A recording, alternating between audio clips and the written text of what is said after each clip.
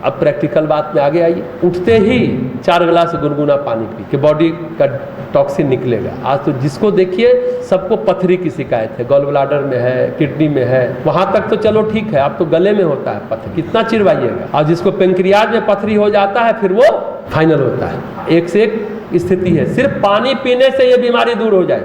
गुनगुना पानी, जितना भी एक एक मॉलिक्यूल पार्टिकल है ना, सब निकल जाएगा। हाँ, जब तक आपका पेशाब ना हो जाए तब तक कुछ मत खाइए, तो पेशाब तो होगा, सफाई अभियान नहीं होगा बॉडी का। छोटी सी बात है, उठते ही 4 गिलास गुनगुना पानी पीजिए, बॉडी डिटॉक्स होगा। एक्स्ट्रा कैलोरी जो है ना पिछले 24 घंटे का, वो बर्न हो जाता है गुनगुना पानी पीने से। मोटापा नहीं बढ़ेगा, लेकिन मोटापा बढ़ गया तो पानी पी करके 35 मिनट में 3 किलोमीटर पैदल चलिए, तो पिछला मोटापा है, जो चर्बी है, जो एक्स्ट्रा कैलोरी है, वो जल जाएगा, खत्म हो जाएगा। दुबला होने के लिए आपको अलग से कोई दवा खाने की जरूरत नहीं, अगर ये रूटीन आप फॉलो करते हैं। और एक्स्ट्रा चर्बी को तो खत्म करना चाहिए। पानी पीजिए, तब ब्रश कीजिए, तब दातुन करिए। आप एक नहीं ब्रश करके पानी पीते हैं, नहीं, अच्छा वाला बैक्टीरिया भीतर जाने दीजिए, ब्रश करेंगे तो निकल जाएगा। और इसलिए हम कहते हैं सुबह ब्रश करिए न करें, रात में जरूर ब्रश कीजिए खाना खाने के बाद, ताकि कोई अन्न फंसा न रहे दांत में और बैक्टीरिया पैदा ना हो, दांत सड़ न जाए, मसूड़ा सड़ न जाए। इसलिए उठते ही 4 गिलास गुनगुना पानी पीजिए, तब ब्रश कीजिए, तब टॉयलेट जाइए। और चूंकि प्रदूषित दुनिया है,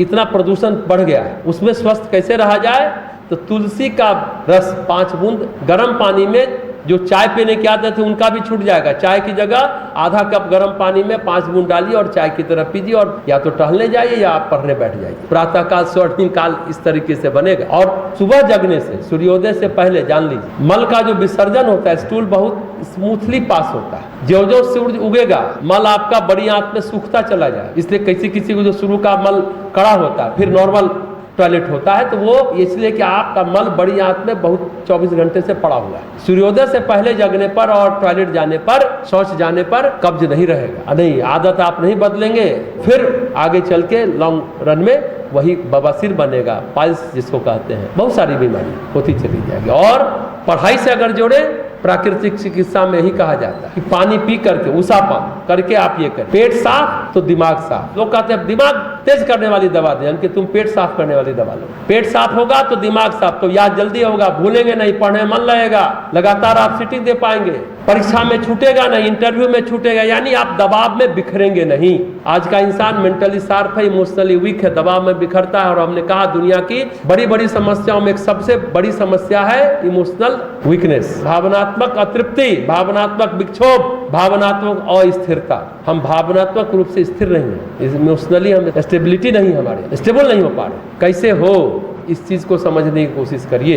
ये बात सब लोग को गांठ बांध लेनी चाहिए जो आज आपको बात कही जा रही है। कैसे पढ़ाई करें और कैसे अच्छा नंबर लाएं, ये रूट आपको जड़ की बात है। ये जड़ मजबूत हो गया तो आप कितना भी दबाव में बिखरेंगे नहीं। मदर ऑफ डिजीज पेट को ही कहा जाता है। सारी बीमारी पेट में है, पेट साफ तो रोग साफ, सारी बीमारियां साफ हो जाती हैं। हम लेट खाते हैं तो परिणाम है कि सुबह मल तो बनेगा नहीं, निकलेगा नहीं। इसलिए सूर्यास्त के समय जठराग्नि प्रज्वलित होती है, उसी समय नेचुरोपैथ कहता है खा करके 1000 कदम चलिए। जो जो आप देर से खाएंगे, पाचन क्षमता आपकी घटती जा रही है। अब तो पूरी दुनिया में बातें हो रही है। 12 घंटे का कम से कम फास्टिंग रखिए। सूर्यास्त के समय खा लीजिए, उसके बाद मत खाइए। कुछ लोग 16 घंटे का फास्टिंग बोलते हैं, करिए, उससे आप स्वस्थ रहेंगे। ये बातें हैं, क्यों हुआ जानते हैं? कब से ये बातें चलने लगी? अपने यहाँ तो प्राचीन काल से अपने पुरखों ने, अपने पूर्वजों ने, अपने ऋषि मुनियों ने कहा कि सूर्यास्त के बाद मत खाओ। आपको मालूम होगा 8-10 साल हो गया हो, ये बातें तब से चली है कि हाँ इतना फास्टिंग करना चाहिए। 3 वैज्ञानिक को नोबेल पुरस्कार मिला किस बात के लिए? जो साल में 20 दिन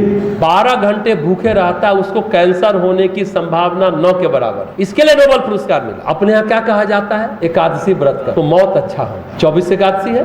देखिए, जो आज विज्ञान कह रहा है, हमारे पूर्वजों ने पहले कहा। कई लोग व्यंग करते हैं, अरे ये जीवन तो अच्छा बिताने चला है, मौत को अच्छा करने। दरअसल कैंसर क्या है? शरीर सड़ गया ना, बिस्तर पर सड़ा गला मरेगा, पड़ा हुआ है, कोई देखने वाला नहीं। आज तो आज बेटा बेटी भी नहीं देखते, सब दूर दूर है, युग का भी दोष है। तो उस स्थिति में हम स्वस्थ चलते फिरते शरीर छूटे, ये महत्वपूर्ण है। इसके लिए एकादशी लोग करते हैं। एकादशी का पुण्य बहुत प्रबल होता है, कहा भी जाता है। जो मृतात्मा का जब श्राद्ध होता है तो एकादशी का संकल्प लेते हैं कई लोग, इसको गायत्री विनियोग कहते हैं, गायत्री मंत्र का संकल्प। अगर आगे की जीवन यात्रा में उनका पुण्य कम पड़ रहा हो, उनके जो बच्चे हैं, सगे संबंधी हैं, वो अपना पुण्य उनको ट्रांसफर करें, ताकि उनकी गति जीवन यात्रा की निर्बाध हो। स्थूल शरीर छूट जाने से जीवन समाप्त नहीं हो जाता, सूक्ष्म शरीर भाव शरीर होता। ये 13 दिन जो श्राद्ध कर्म होता है, हर एक संकल्प में पंडित जी क्या बोलते हैं, प्रेतत्व निवृत्ति।